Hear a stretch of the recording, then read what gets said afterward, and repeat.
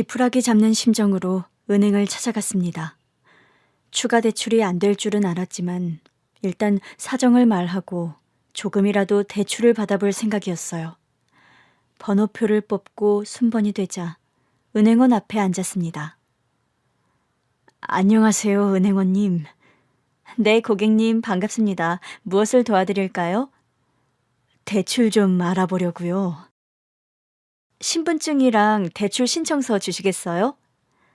네, 그런데 전에 대출을 받긴 했는데 추가로 대출을 받을 수 있을지 모르겠네요.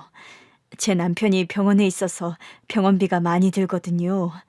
잘 부탁 좀 드립니다. 잠시 조회를 해드릴게요. 은행원은 컴퓨터에 제 이름을 입력하더니 표정이 굳어졌습니다. 뭐가 잘못되기라도 했나요? 잠시만 기다려주세요, 고객님. 은행원은 얼굴이 새빨개졌습니다. 뭔가 이상하다 싶어 뒤를 돌아봤더니 경찰관 2명이 다가오고 있었어요. 설마 제가 지은 죄 때문에 오는 건가 싶어 잔뜩 긴장했습니다. 잠시 후 경찰관이 등 뒤에서 말했습니다. 손머리 위로 올리고 일어나세요. 네, 경찰관님. 잘못했습니다. 제가 무엇을 잘못해서 경찰관에게 체포당할 위기가 왔을까요? 잠시 저의 살아온 이야기를 쓰고 나서 은행에서 체포되는 순간을 이어서 쓰도록 하겠습니다. 저는 부유한 가정에서 태어나 유년 시절을 보냈습니다. 아빠가 건축회사를 운영하는 대표님이었는데 가진 재산이 엄청 많다고 들었어요. 집에서는 가정부가 매일 밥을 해주셨고 집 밖을 나서면 늘 운전기사님이 목적지까지 태워주셨답니다. 초등학교 1, 2학년 때는 기사님이 학교 앞까지 태워주시는 게 아무렇지 않았는데 3학년에 올라가서는 학교에서 조금 떨어진 곳에서 내려달라고 했어요. 아저씨, 여기서 내려주세요. 학교 앞까지 가지. 왜? 애들이 저를 이상한 눈으로 봐서요. 저만 운전기사님이 태워주는 차를 타고 학교에 다니니까 이상한가 봐요. 그래? 그럼 조심히 다녀와. 이따 학교 끝나고 올게. 아니에요. 앞으로는 집에 갈 때 걸어갈게요. 20분밖에 안 걸리니까 걸어 다닐게요. 회장님께 여쭈어봐야겠네. 아무튼 잘 다녀와. 차에서 내려 인도를 빠른 걸음으로 걷고 있는데 제 짝꿍이 불렀어요. 미령아, 안녕? 진이구나. 학교 같이 들어가면 되겠네. 너 왜 여기서 내렸어? 학교 앞까지 타고 가지. 애들이 자꾸 부잣집 딸이라고 부럽다는 소리래서. 그건 좋은 건데? 아니야. 그냥 평범하게 지내고 싶어. 진이 너는 버스 타고 다니니? 아니, 걸어 다녀. 고아원까지 멀잖아. 뭐? 내가 고아인 걸 알고 있었어? 아, 참. 미안해. 얼마 전에 네가 고아원에 들어가는 걸 봤어. 내가 모른 척해야 했는데 미안해. 진이는 잠시 화가 난 것처럼 보였지만 바로 표정을 풀더라고요. 아니야, 괜찮아. 부끄러운 일도 아닌데 뭘. 그냥 내가 고아라고 하면 애들이 놀릴까 봐 그게 걱정인 거야. 나밖에 모르는 거야? 난 절대로 아무한테도 말하지 않을 거야. 짝꿍 진이는 저와 성향도 잘 맞았고 잘 놀기도 했습니다. 집에 친구를 데려가도 되는 날은 항상 진이를 데리고 갔습니다. 제 생일날 같은 반 친구들 여럿을 초대했는데 진이는 바로 제 옆자리에 앉았답니다. 생일초를 끄고 나서 친구들이 가져온 선물을 받으며 하나씩 뜯어봤습니다. 와, 진수가 게임기를 사줬네. 이거 가지고 싶던 건데. 고마워. 그리고 현영이는 머리띠를 사줬네. 이거 되게 비싼 거잖아. 내가 아빠한테 사달라고 졸랐던 건데. 고마워. 친구들은 하나같이 비싼 걸 선물했더라고요. 그리고 마지막엔 진이 선물을 뜯으려고 했습니다. 저기 미령아, 내 거는 나중에 뜯어봐. 왜? 다른 애들 것도 다 뜯어봤으니 네 것도 자랑해야지. 한번 볼까? 이건... 진이가 준 선물은 불량식품 과자였습니다. 저는 최대한 기쁘게 활짝 웃으며 말했어요. 밭두렁이다. 내가 제일 좋아하는 밭두렁. 둘이 먹다가 하나가 죽어도 모른다는 밭두렁. 진이야, 진짜 고마워. 네 생각을 하면서 맛있게 혼자만 먹을게. 진이는 부끄러워했지만 친구들은 다들 박수치면서 해맑게 웃었답니다. 맛있게 식사를 하고 저희 집에서 무궁화꽃이 피었습니다를 하면서 놀았어요. 술래잡기도 하고 고무줄놀이도 하면서 시간을 보냈어요. 날이 어둑해지자 다른 친구들의 엄마들이 오셔서 한 명씩 데리고 나가셨어요. 마지막엔 진이만 남게 되었는데 혼자 가겠다고 나섰습니다. 진이야, 같이 가자. 내가 데려다 줄게. 아니야, 혼자 가는 게 편해. 가는데 오래 걸리니까 너 돌아오는 길에 심심하잖아. 하나도 안 심심한데. 그럼 이렇게 하자. 우리 기사님한테 부탁해서 너희 고아원까지 차 타고 가자. 고아원이라고 표현하지 마. 집이라고 해줘. 나한테는 그곳이 집이란 말이야. 미안. 내가 생각이 짧았어. 됐어. 다음부터 그렇게 말하지 않으면 돼. 그런데 너 다른 애들한테 소문내고 그런 건 아니지? 절대로 말하지 않았어. 맹세해. 진이는 결국 저의 제안을 거절하고 혼자 고아원, 아니 집까지 걸어갔습니다. 며칠 뒤 등교하는데 교실이 소란스러웠습니다. 진이는 엎드려서 울고 있었고요. 짓궂은 남자애들이 진이한테 고아라고 놀리고 있더라고요. 니들 그만하지 못해? 선생님한테 다 이를 거야? 엎드려 있는 진이의 등을 토닥이며 괜찮다고 해주는데 벌떡 일어나 저에게 화를 냈습니다. 너지? 네가 소문낸 거지? 내가 고아라고. 아니야.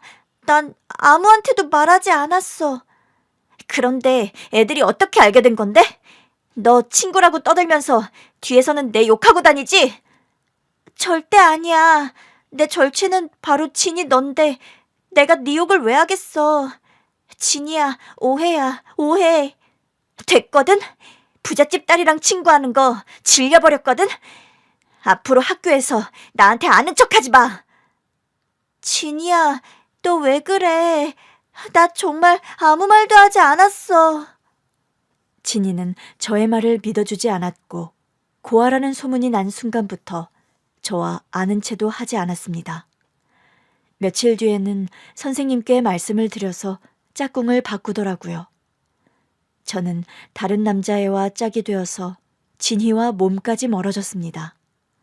제가 그런 게 아니라고 해명을 하고 싶었지만 계속 저를 피해 다니니 답답하기만 했네요. 1년 뒤 진희와 다른 반이 되어 멀어지게 되면서 한 번도 같이 놀아보지 못했어요.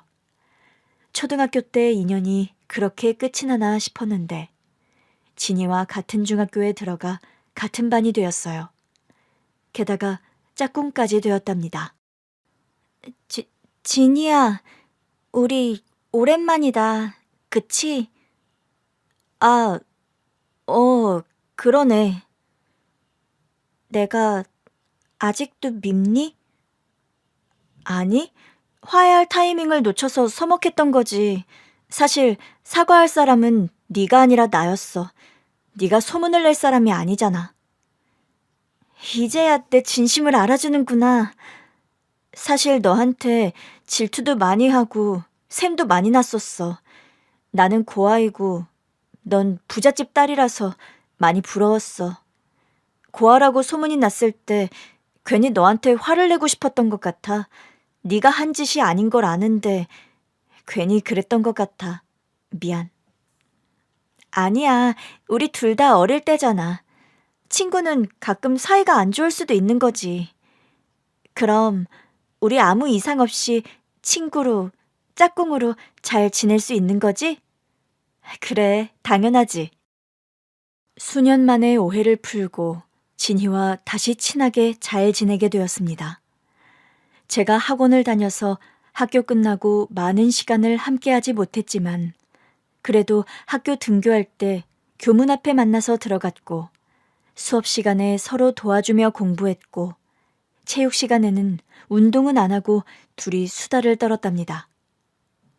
진이야, 넌 꿈이 뭐야? 뜬금없이 꿈? 그래, 꿈은 하나씩 가지고 있잖아. 나는 의사가 되고 싶은데, 넌? 글쎄, 그냥 먹고 살 수 있는 직업 아무거나 가졌으면 좋겠다. 그리고 가족이 생겼으면 좋겠어. 결혼해서 애도 둘 정도 낳고 살고 싶어. 분명히 넌 잘 살 거야. 야무지고 똑똑하니까. 치, 내가 뭐 똑똑하냐? 공부는 네가 훨씬 더 잘하면서. 아니야, 지금 중학생이니까 그렇지. 고등학교 올라가면 진짜 실력이 드러날 거야. 진이 넌 내가 본 사람 중에 가장 똑똑해. 칭찬 고맙다. 아무튼 꿈까지 공유하는 사이가 됐네. 나중에 너 의사가 되면 나 공짜로 병원 다닐 수 있는 거지? 당근이지. 친구 좋다는 게 뭐니? 우리 빨리 어른 돼서 잘 되는 거 보고 싶다. 수다를 떨다가 대화 소재가 떨어지면 미래 이야기까지 떠들었답니다. 1학기 동안 무난하게 잘 지냈는데 방학이 끝나고 진이가 학교에 오지 않았어요. 방학 동안 잘 보지 못해서 아쉬웠는데 개학했는데도 안 보이니 걱정이었답니다. 선생님께 여쭈어 보니 개인 사정이라고 말하기만 하고 어떤 일 때문에 나오지 못하는지 알려주지 않았어요. 그래서 저는 진이가 지내는 고아원에 혼자 찾아갔답니다. 당당하게 원장실 앞에서 노크를 냈어요. 학생, 어떻게 왔어? 저 진이 친구예요. 이진이 학생이요. 아, 진이 친구구나. 그런데 어쩌지? 진이는 여기에 없는데. 학교에도 안 나오던데요? 무슨 일이 있는지 궁금해요. 여기까지 찾아온 걸 보니 많이 친한 친구겠지? 진이가 조금 아파. 그게 무슨 말씀이에요? 아프다뇨? 고아원 원장님은 끔찍한 말씀을 하셨습니다. 백혈병이래. 여름방학 때 몸이 아파서 병원에 갔더니 검사를 여러 가지 받아보라고 해서 받았더니 백혈병이라고 하더구나. 지금은 치료에 전념하고 있어. 백혈병이요? 많이 놀랐구나. 나중에 진이가 나아서 돌아오면 꼭 학생한테 연락하라고 할게. 아니요. 저 진이가 있는 병원이 어디인지 알려주세요. 진이가 알리고 싶지 않다고 했는데. 빨리 알려주세요. 큰 소리로 외쳤더니 원장님이 병원과 병실을 알려주셨습니다. 택시를 타고 해당 병원에 찾아가게 되었고 곧 머리카락이 한 올도 없는 낯선 진이를 마주했습니다. 진이야. 미령아, 너 여기 어떻게 wal고 왔어? 나쁜 기집애, 나한테도 비밀로 했니? 너무하는 거 아니야? 나 네 친구 아니야? 아무것도 모르는 바보로 지내야 네 속이 편했니? 미안해. 학교에는 그냥 비밀로 하고 싶었고 너한테는 네가 힘들어할까 봐 말하지 않았어. 아무리 그래도 그렇지. 내가 네 걱정할 거라는 걸 몰랐어? 우리가 그 정도밖에 안 되는 사이야? 진이를 보고 위로는 못해줄 망정 화만 실컷 냈습니다. 계속되는 진이의 사과를 듣고 엉엉 울면서 진이를 안아줬어요. 미안해, 친구야. 화내는 게 아니었는데. 진이야, 너 어떻게 되는 거야? 치료받으면 낫는 거야? 그게 좀 복잡해. 골수이식이라는 게 있는데 그걸 받아야만 완치가 가능하대. 그 전까지는 여러 가지 치료를 받으면서 삶을 유지해야 하고. 그렇게나 심각한 거야? 진이야, 내가 방법을 찾아볼게. 네가 해줄 수 있는 건 그냥 옆에서 위로해주는 거로 충분해. 아니, 나는 너를 꼭 고쳐줄 거야. 나만 믿으라고. 꼭 살려주겠다고 신신당부를 하고 진이와 오랫동안 손을 잡고 있다가 병실에서 나왔습니다. 제가 나가면서 간호사가 들어갔는데 진이와 하는 대화 소리가 들렸어요. 진이야, 너 병원비는 어떻게 되는 거니? 아무도 지불하지 않는 것 같은데 혹시 부모님이랑은 연락 안 되니? 부모님은 저를 버리셨어요. 고아라서 의지할 곳이 없네요. 그런데 고아원에서 후원금이 들어오면 원장님이 내주신다고 했어요. 원장님이랑 연락해봤는데 사정이 여의치가 않나 봐. 고아원에는 다른 아이들도 지내고 있으니 너에게 도움 주는 게 어려울 것 같던데. 방법을 생각해 볼게요. 너도 참 딱하다. 내가 원무과랑 의사 선생님한테 잘 말해볼 테니까 너도 방법이 있는지 얼른 찾아봐. 그런데 잘 안 되면 이 병원에서 나가야 할지 몰라. 이런 말 해서 미안하다. 그 말을 듣고 당장 집으로 가서 부모님께 사실을 전했습니다. 아빠, 내 친구 진이가 백혈병이래. 골수이식도 받아야 하는데 병원비도 못 내고 있는 상황이야. 아빠가 좀 도와주면 안 돼? 미령아, 아무리 친구여도 그렇게 선을 넘는 건 아니다. 진이도 다른 방법이 있을 테니까 네가 그런 걱정은 하지 않는 게 좋겠다. 아니야, 도와줄 사람이 아무도 없는 것 같아. 나 진이 꼭 살리고 싶어. 아빠가 좀 도와줘, 응? 안 된다. 아무리 친구가 아파도 대신 병원비를 내주는 건 안 돼. 1억이야? 아빠, 진짜 너무해. 부모님은 절대로 안 된다고 못을 박아두셨습니다. 그래서 저는 진이에게 미안하지만 학교에 소문을 내기로 했답니다. 교실에 가서 친구들에게 모여보라고 했어요. 십시일반으로 돈을 걷어서 조금이라도 도움이 되면 좋겠다고 판단했거든요. 그런데 친구 하나가 전교생들에게 모금을 하면 어떠냐고 제안해서 저는 번뜩이는 아이디어가 떠올랐습니다. 방송실에서 점심시간마다 선배들이 DJ처럼 말도 하고 음악을 틀어주곤 하는데 그때 모금 활동을 하자고 말해달라고 하면 딱일 것 같았습니다. 선배님, 저 1학년 이미령이라고 해요. 그런데? 제 짝꿍이 백혈병이라서 학교에 못 나오고 있어요. 그 친구는 사정이 있어서 병원비가 없어요. 선배님이 방송 시간에 모금 활동 해달라고 하면 어떨까요? 뭐? 돈을 걷자고? 야, 안 돼. 선생님들이 알면 난리칠 거야.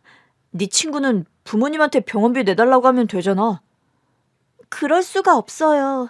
부모님이 안 계신단 말이에요. 그래. 그래도 안 돼. 날 설득하려면 선생님한테 허락부터 받고 와. 그래서 담임 선생님과 방송반 선생님께 말씀드렸더니 딱한 사정인 건 알겠는데 학교에서 돈을 걷겠다고 하면 학부모님들이 가만히 안 있을 거라면서 반대했습니다. 이에 저는 방송실에 다시 돌아갔습니다. 이미령, 선생님이 너 오지 말라고 하더라. 모금 활동 절대로 하면 안 된대. 저도 알아요. 그냥 들렸어요, 선배님. 그런데 저건 뭐예요? 뭐? 어디? 어떤 거? 죄송해요, 선배님. 방송실 부스 안으로 들어가 문을 닫아버렸어요. 열지 못하게 책상으로 막아버렸답니다. 3교시 수업이 시작되던 시간이었는데 제가 마이크를 켜고 말했습니다.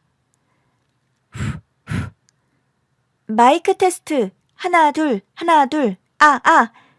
친애하는 동병여중 여러분, 안녕하십니까? 1학년 3반 이미령이라고 합니다. 제가 수업 시간에 이렇게 마이크를 잡은 이유는 제 친구를 도와주고 싶어서입니다. 제 짝꿍 이진희 학생이 백혈병에 걸려 입원 중입니다. 지금 힘든 시간을 보내고 있죠. 그런데 미령이는 병원비가 없어서 당장 쫓겨날지도 몰라요. 미령이는 그러니까 고아원에서 지내는 친구예요. 이런 말 하는 걸 미령이가 싫어하겠지만 꼭 좀 도와주고 싶어요. 모금 활동을 할 테니 돕고 싶은 분들은 1학년 3반으로 와주세요. 그럼 이상으로 마이크를 끄겠습니다. 마이크를 끄고 부스 안에서 나오자 선생님들이 몇 명 서 있더군요. 담임 선생님은 저를 교무실로 끌고 갔고 왜 그런 짓을 했느냐고 혼을 심하게 내셨습니다. 내일 부모님을 모시고 오라는 말을 듣고 겨우 교실로 들어갔죠. 3교시가 끝나고 쉬는 시간이 되자 복도에 학생들이 줄을 섰습니다. 모두 미령이에게 모금을 해주려고 기다리고 있었답니다. 네모난 상자에 구멍을 뚫고 두 팔로 잡고 문 앞에 섰더니 선배, 후배, 동갑내기 친구들이 돈을 넣어주더군요. 미령이가 빨리 낫길 바란다고 전해줘. 돈은 별로 없어서 5,000원만 낼게. 고맙습니다, 선배님. 너 좋은 친구다. 나한테도 너 같은 친구가 있으면 좋겠다. 10,000원 낼게. 파이팅 하라고 전해줘. 나는 우리 반 애들한테 돈을 싹 걷어왔어. 다 해서 10만 원이야. 10만 원? 고마워. 아이들한테 고맙다고 꼭 좀 전해줘. 학교에 착한 학생들이 얼마나 많던지 그날 모은 돈이 엄청 많았습니다. 모금함을 들고 그대로 진이가 있는 병원으로 찾아갔습니다. 제가 한 행동을 먼저 사과했습니다. 내가 너 고아라고 소문냈어. 마이크에 대고 전교생이 듣도록 말해버렸어. 백혈병이고 도움이 필요하다고 떠들기까지 했어. 미안. 으휴, 내 친구 미령이 못 말린다. 그런데 고마워. 나 안 그래도 병원에서 쫓겨날 판이라서 어떻게 해야 할지 몰라 발만 동동 구르고 있었어. 미령아, 네가 나한테 큰 도움이 됐어. 정말? 그럼 병원비 내러 가자. 이거면 충분할 거야. 수납창구에 가서 진이의 병원비를 냈는데 턱없이 부족했답니다. 이거로는 치료비를 다 채울 수는 없어요. 네? 30만 원도 넘는데 부족해요? 백혈병 치료가 돈이 많이 들어요. 아무튼 나머지 돈을 빨리 수납해 주셔야 합니다. 진이와 저는 실망한 채로 병실로 돌아갔습니다. 진이야, 나만 믿어. 내가 어떻게 해서든 네 병원비도 골수 이식자도 찾아볼게. 무리하지 마. 난 괜찮아. 집으로 돌아갔더니 이미 담임 선생님의 전화를 받은 부모님이 뿔이 나 있었습니다. 미령이, 너 학교에서 무슨 짓을 한 거야? 친구 살리려고 난리 피웠어. 왜? 내가 잘못한 거야? 아빠, 내가 백혈병이고 돈이 없으면 진이도 똑같이 했을 거야. 참 유별나다. 혼낼 거면 빨리 다 혼내. 그래야 할 말을 하지. 왜? 네 친구 도와주라고? 응. 그래, 좋다. 진이 도와줄게. 네가 그렇게 아끼는 친구 같이 살려보자. 아빠가 혼낼 줄 알았는데 저의 진심이 통했는지 진이를 도와주겠다고 하더라고요. 그래서 이튿날 아빠가 병원비를 다 내주셨고 앞으로 지불할 병원비도 모두 내주시겠다고 했습니다. 거기서 끝이 아니라 아빠와 친한 의사들에게 전화를 돌려서 골수이식을 빨리 받을 수 있도록 도와달라고 했어요. 3개월 동안 치료에 전념하던 진이는 상태가 나쁘다가 좋다가를 반복하다가 곧 골수이식을 받게 되었어요. 아빠가 손을 써서 기적이 생긴 거죠. 진이는 이식을 받고 곧 완치 판정을 받게 되었습니다. 고아원으로 돌아갔고 학교로 돌아왔답니다. 저는 진이가 오는 날이니 학교에서 친구들과 풍선을 불어 여기저기 붙여두었고 칠판에는 환영 인사를 아이들과 열심히 쓰고 그림을 그렸답니다. 깎아머리를 하고 돌아온 진이는 저희들의 환영회에 폭풍 오열했습니다. 다들 고마워. 너무너무 고마워. 진이야, 고생 많았어. 이제 아플 일 없는 거지? 그래, 미령이 네가 도와줘서 나 이제 다 나았어. 고맙다, 친구야. 나중에 너도 날 도와주면 돼. 힘들 때 서로 돕는 게 친구 아니겠어? 자, 오늘 담임 선생님이 1교시는 파티해도 좋다고 했으니까 과자 먹으면서 놀아보자고. 완치하고 돌아온 진이를 진심으로 환영해 주었고 친구들과 매우 시끄러운 수다를 떨면서 환영회를 마쳤답니다. 이후 2, 3학년 때는 진이와 다른 반이 되긴 했지만 쉬는 시간마다 만나서 대화하고 등하교 시간에 잠깐 얼굴을 보면서 우정을 지켜나갔답니다. 고등학교를 같은 곳에 가게 되어서 저와 진희와의 인연은 조금도 공백이 없었어요. 저는 학원을 여러 개 다니면서 바빠졌는데 진희는 2학년 때 직업반으로 빠져서 학교가 아닌 직업학교로 등교했습니다. 공부를 잘하는 아이였는데 대학에 갈 형편도 상황도 되지 않으니 미용기술을 배우겠다고 했답니다. 저는 의대에 들어가려고 죽어라 공부하고 있었고요. 고3 때 정말 바쁘게 살고 있었는데 가정에 큰 위기가 닥쳤습니다. 에휴. 아빠, 담배 좀 그만 피워. 무슨 고민이라도 있는 거야? 미안하다, 미령아. 아빠 회사가 매각됐어. 아빠 이제 회장님 아니다. 어?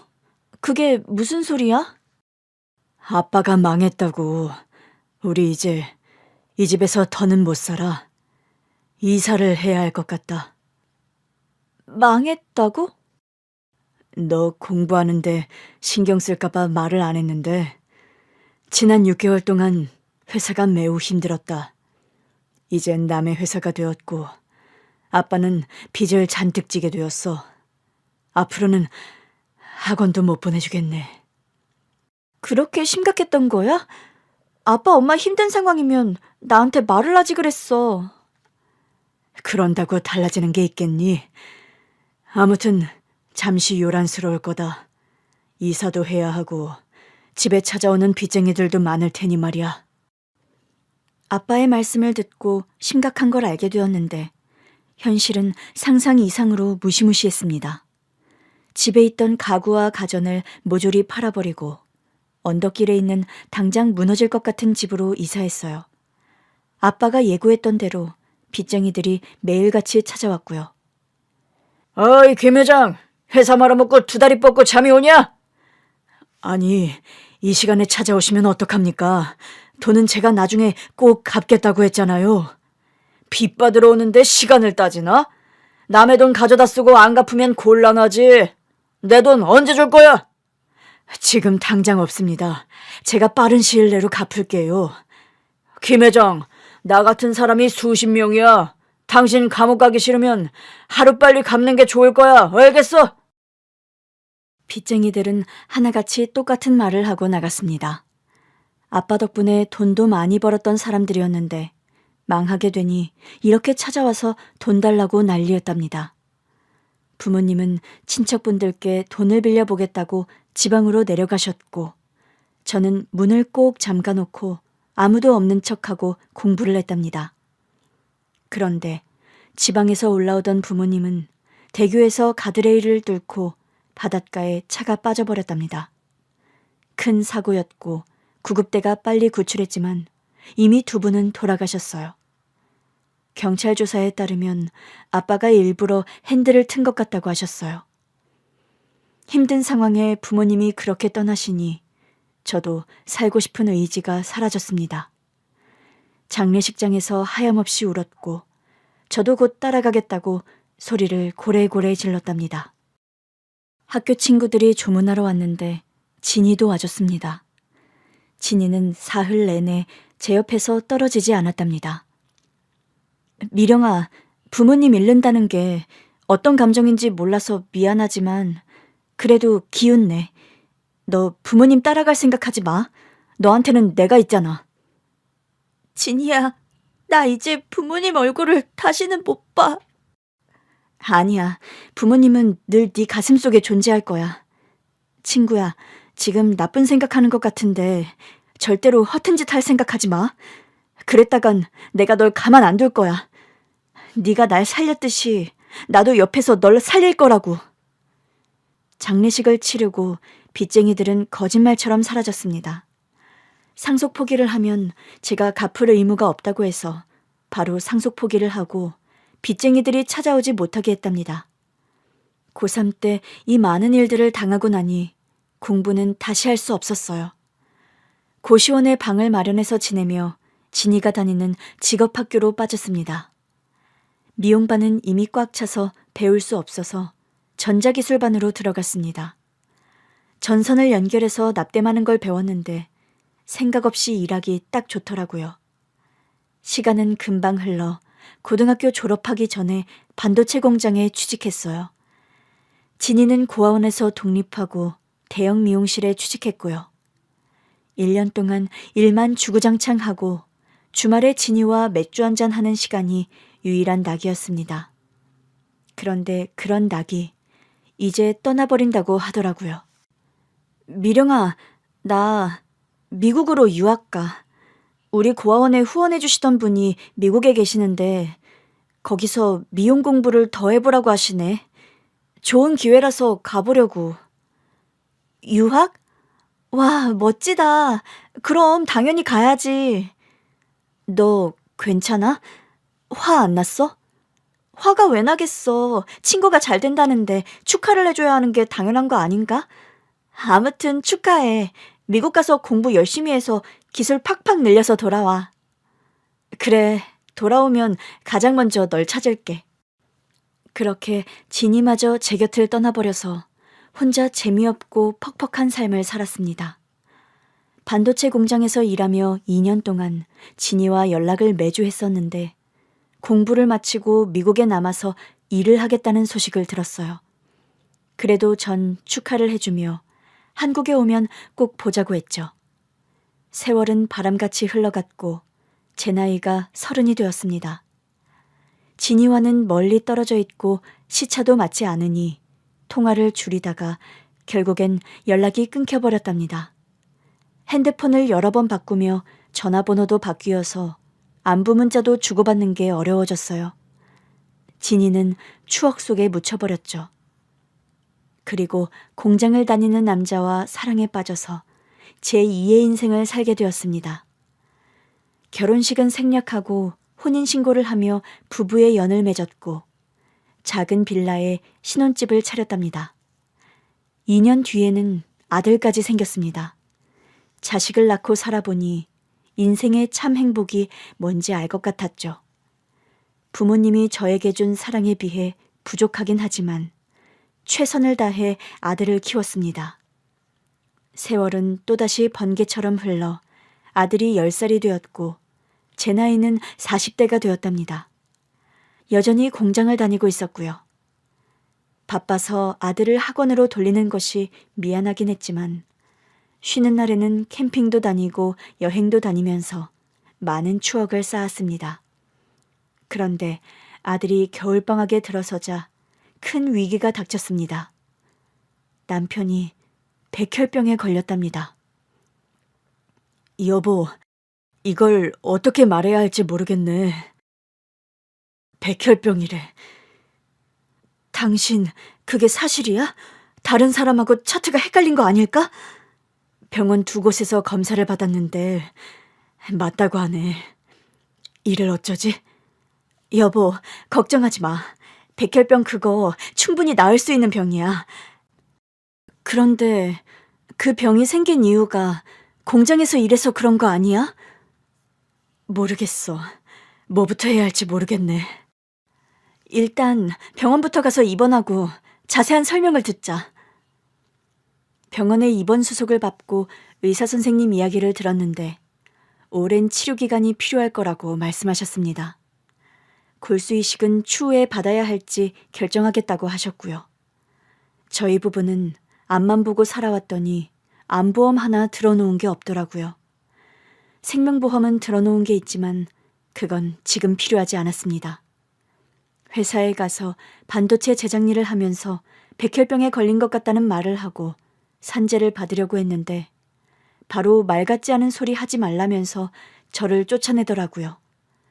해고 통보를 하고 저까지 회사에 나오지 말랍니다. 일단 남편 치료가 우선이니 회사와의 문제는 나중에 해결하기로 했어요. 저는 어린 아들도 돌봐야 하고 남편 간병까지 해야 하니 몸이 2개여도 모자랐습니다. 치료받기 시작한 남편은 구토를 시도 때도 없이 했고 말을 한마디도 못했어요. 여보, 기운 내. 잘 참아왔으니까 조금 더 힘내봐. 골수이식 기증만 받으면 해결할 수 있대. 남편은 거친 쇳소리를 내며 대답했습니다. 내 병원비 때문에 돈이 떨어졌을 텐데. 골수이식은 수술비가 많이 들어. 그냥 내가 눈 감는 게 나을 것 같은데. 그게 무슨 소리야? 누가 당신한테 병원비 신경 쓰래? 내가 다 알아서 할 테니까 당신은 치료나 잘 버텨. 미안. 화내서 미안해, 여보. 내가 자꾸 신경질적으로 변하네. 우리 아들은 잘 있지? 건강하게 잘 지내. 주말에 데리고 올까?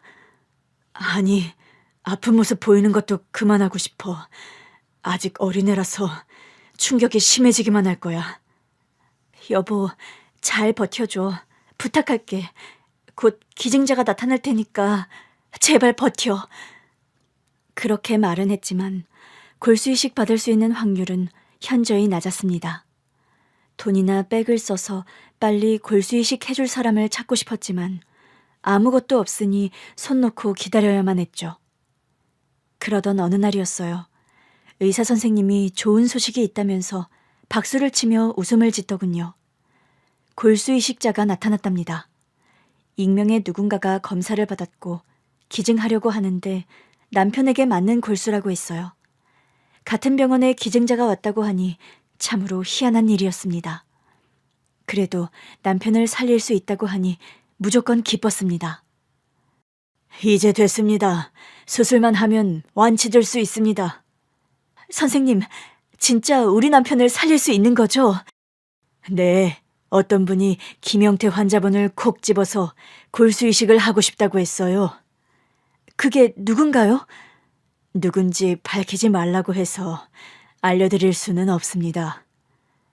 참 감사한 분이네요. 그럼 수술만 하면 되는 거죠? 수술비는 수납 창구에 가서 설명 듣고 납부하시면 됩니다. 저는 네라고 대답했지만 비쌀 거라는 걸 알고 지레 겁부터 먹었습니다. 수술비는 굉장히 비쌌고 시중에 돈이 없어서 어디서든 빌려야 했답니다. 생각난 건 공장이었어요. 산재 처리를 받으면 되니 사장님을 찾아갔습니다. 사장님, 반도체 제작하며 발암물질에 노출돼서 우리 남편이 백혈병에 걸린 거예요. 산재 처리해 주시고 보상금 주세요. 말 같지 않은 소리 하네. 이봐, 내가 이 일을 20년 넘게 하는데 백혈병은 한 번도 없었어. 재수없게 암 걸리고 와서 나한테 돈을 뜯어내려는 거야? 이봐, 인생 그렇게 살지 마. 남 탓하지 말고 관리 못한 당신 남편 탓을 하라고. 제가 여러 곳에 문의해봤는데 공장과 혈액암에 인과관계가 있다고 들었어요. 전부는 아니어도 일부는 지원해주세요. 아, 더럽게 귀찮게 구네. 어이 경비, 이 아줌마 좀 내 눈앞에서 치워. 가짜는 게 어디서 돈 달라는 거야? 아줌마, 그렇게 돈이 받고 싶으면 고소를 해, 고소를. 누가 이기는지 이미 정해져 있지만 내 돈 받아가고 싶으면 정식 절차를 밟으란 말이야. 사장에게 쫓겨나고 고소를 하고 싶었지만 당장 수술비가 급하니 돈부터 마련해야 했습니다. 돈 빌릴 사람이 있는지 핸드폰을 열어보았는데 형편이 좋은 사람이 하나도 없더라고요. 그래서 이미 대출을 받았지만 추가로 받을 수 있는지 은행으로 찾아갔습니다. 물론 대출을 받더라도 수술비가 비싸서 사채라도 써야 할 판이었답니다. 이제 다시 은행에서 경찰관들에게 잡힌 시점으로 돌아와서 이야기를 이어나가겠습니다. 손들어, 뒤로 돌아. 당신이 뭘 잘못했는 줄 알지?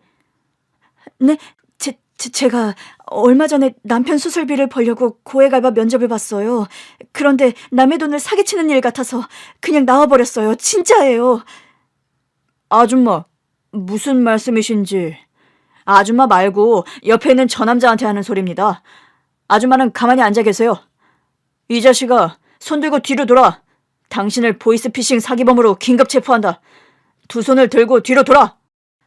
옆을 돌아보니 남자가 체포당하더군요. 저는 제가 잡혀가는 줄 알고 겁을 먹었는데 아니었습니다. 한숨을 쉬면서 가슴을 쓸어내렸습니다. 그러자 은행원이 웃으며 말했어요. 놀라셨죠? 저 남자가 하도 수상해서 제가 비상벨을 눌렀거든요. 아, 그런 거였군요. 저는 잘못한 게 없는데 괜히 겁이 나서 진짜 나쁜 짓은 안 했습니다. 네네, 걱정하지 마세요. 저는 고객님을 잡아가지 않습니다.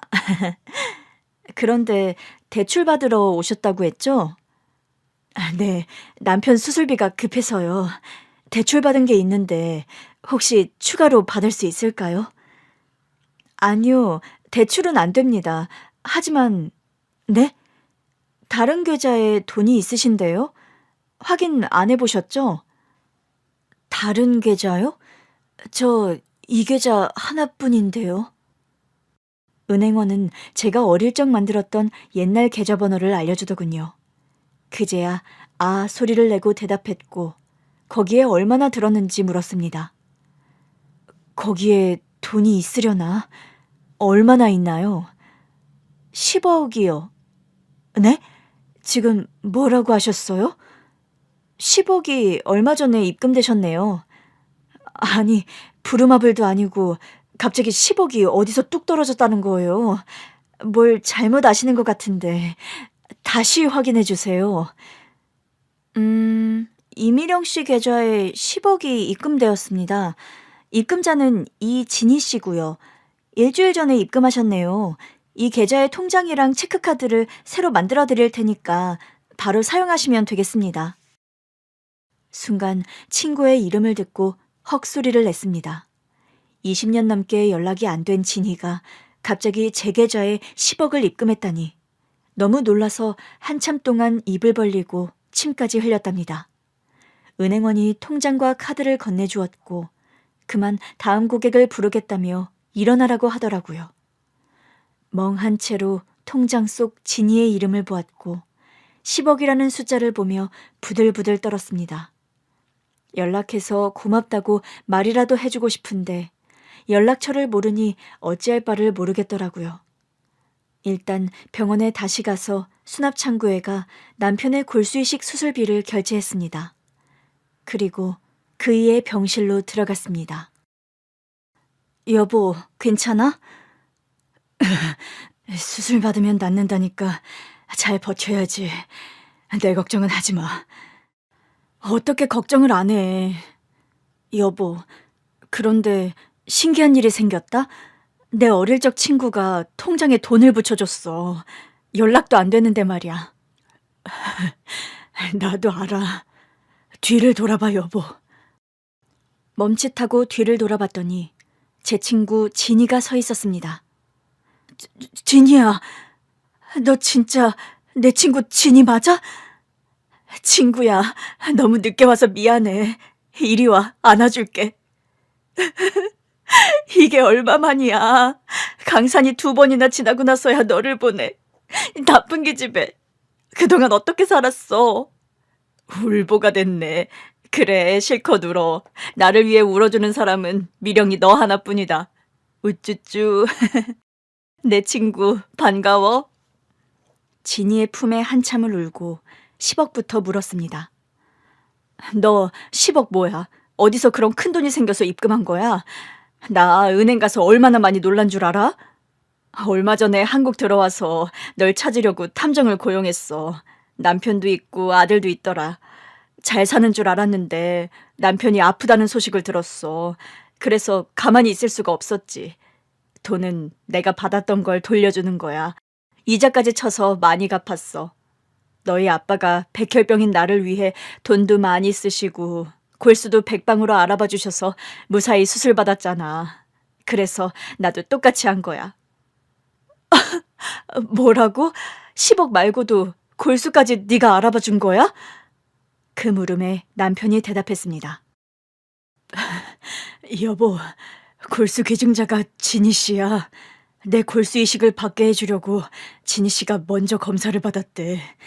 그런데 운명인지 뭔지 나에게 이식이 가능하대.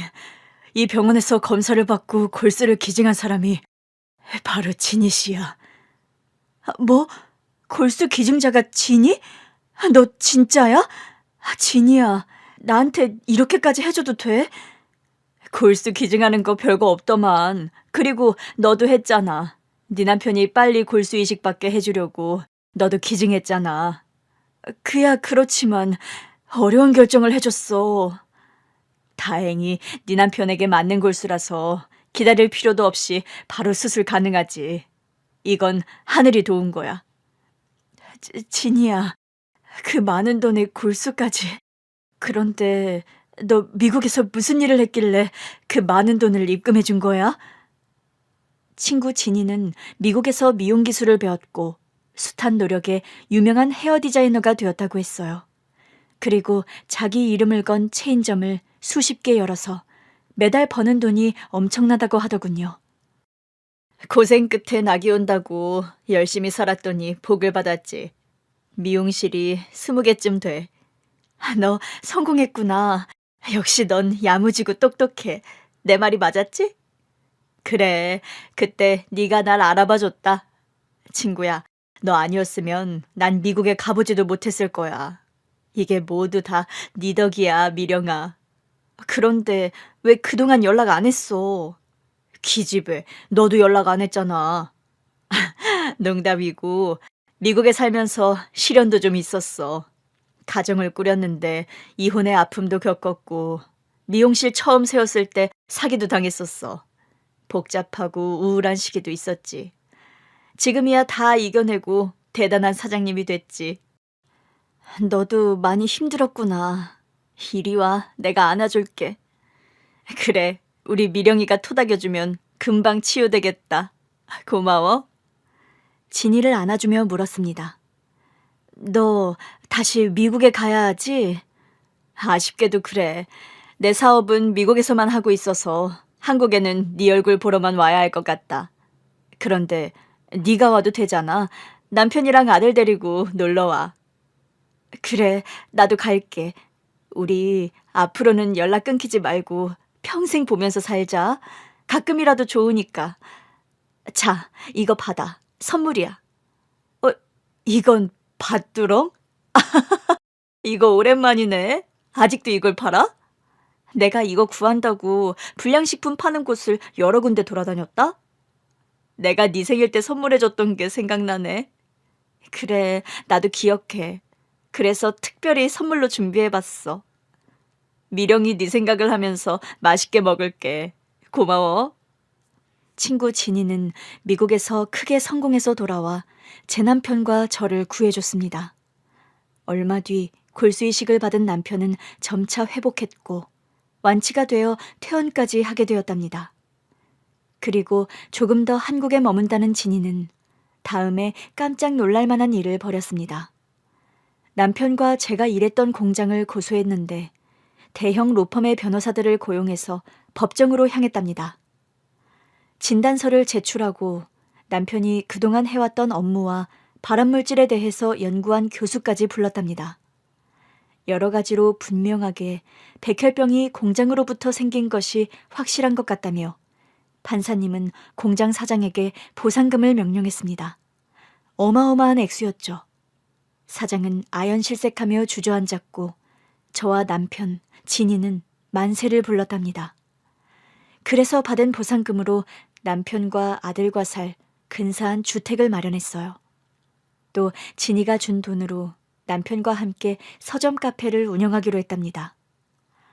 공장의 안 좋은 냄새를 맡는 게 질렸으니 이제부터는 책 향기와 고소한 커피 향을 맡으면서 살기로 하였죠. 일이 술술 잘 풀리고 나니 진이가 그만 미국으로 떠나겠다고 짐을 챙겨 나섰습니다. 이제 그만 헤어져야겠네. 미령아, 무슨 일이 있든 없든 우리 연락하면서 지내자. 그래, 다시는 연락 끊기지 말자. 그리고 네가 해준 것들 모두 다 진심으로 감사해. 내가 할 소리를 안 해. 미령이 네가 날 살려주었고 살고 싶게 해줬어. 내가 친구 하나를 제대로 만나서 여기까지 오게 된 거야. 고맙다. 저와 진이는 포옹을 진하게 하고 이별했습니다. 소중한 친구가 떠나고 남편과 오붓하게 서점 카페를 운영하고 아들을 키우는데 아주 재밌어졌어요. 학교를 마친 아들이 서점에 와서 책도 읽고 공부도 하면서 놀고 저희는 일도 하고 아들을 돌보면서 지내니 마음의 여유가 매우 푸짐했습니다. 장사도 잘 되는 편이어서 돈 걱정을 할 일이 없었어요. 진이가 떠나고 연락을 쭉 해오다가 어느 날 영상통화가 걸려왔답니다. 진이야, 웬 화상통화? 기집애, 네 얼굴 보고 싶어서 걸었다. 넌 내 얼굴 안 보고 싶었니? 서운하다. 아니, 그게 아니라 평소에는 일반 통화를 하다가 화상통화가 와서 놀라서 그렇지. 내가 보여주고 싶은 사람이 있어서 영상통화 걸었어. 잠깐 기다려봐. 저는 남편과 아들에게 진이와 영상통화를 하니 가까이 다가오라고 했습니다. 이윽고 진이가 애인을 소개했습니다. 나 새로 사귀는 애인인데 우리 결혼할 거야. 인사해. 와, 잘생겼다. 안녕? Hi, my name is 이미령, your wife best friend. 영어 잘 하시네요. 그런데 나도 한국말 조금 합니다. 진이가 미령이를 아주 좋아합니다. 우리 결혼식에 꼭 와주세요. 어머머, 미국 사람이 한국말을 어쩜 저렇게 잘해요? 당연히 가야죠. 둘이 결혼하는 거 진심으로 축하드려요. 미령아, 또 좋은 소식이 있어. 나 배 좀 봐라. 배? 뭐가 달라졌지? 다이어트 하니? 표시가 안 나나? 나 임신했어. 뭐 임신? Jesus Christ! 주여, 드디어 진이 네가 그리던 꿈을 이뤘구나. 남편과 자식까지 축하해. 그래, 나도 다시 이렇게 결혼해서 아이가 생길 거라고는 상상도 못했어. 아무튼 좋은 일이지. 내 결혼식 때 올 거지? 그럼 당연히 가야지. 진이야, 내가 네 웨딩드레스 맞춰줄게. 뭐라도 하나 해주고 싶으니까 그런 줄 알아? 고맙다. 빨리 와, 친구야. 그래, 빨리 갈게, 친구야. 얼마 뒤에 진이 결혼식에 참석하려고 미국으로 날아갔습니다. 저희 세 식구는 해외로 나가본 것이 처음이었습니다. 장난으로 남편과 아들에게 비행기에서는 신발을 벗어야 한다고 했더니 순진하게 진짜로 신발을 벗고 타더라고요. 진이네 집에 가서 반갑게 인사를 하고 밀린 수다를 떨고 웨딩드레스를 가장 아름다운 걸 골라서 몸에 맞게 수선해서 선물해줬어요. 진이와 신랑의 결혼식은 야외에서 올렸는데 장관이 따로 없었습니다. 그토록 아름다운 걸 본 적이 있나 싶을 정도로 매우 훌륭했답니다. 저와 진이는 매년 2번씩 보기로 약속했어요. 한 번은 한국에서, 한 번은 미국에서 만나기로 했어요. 얼마 전 진이가 어여쁜 딸과 멋진 신랑을 데리고 한국을 다녀갔는데 참 기분이 좋더라고요. 벼랑 끝에 몰린 인생을 살았다고 해도 될지 모르겠지만 힘든 시기에 나타나준 친구 진이 덕분에 인생이 180도가 달라졌습니다.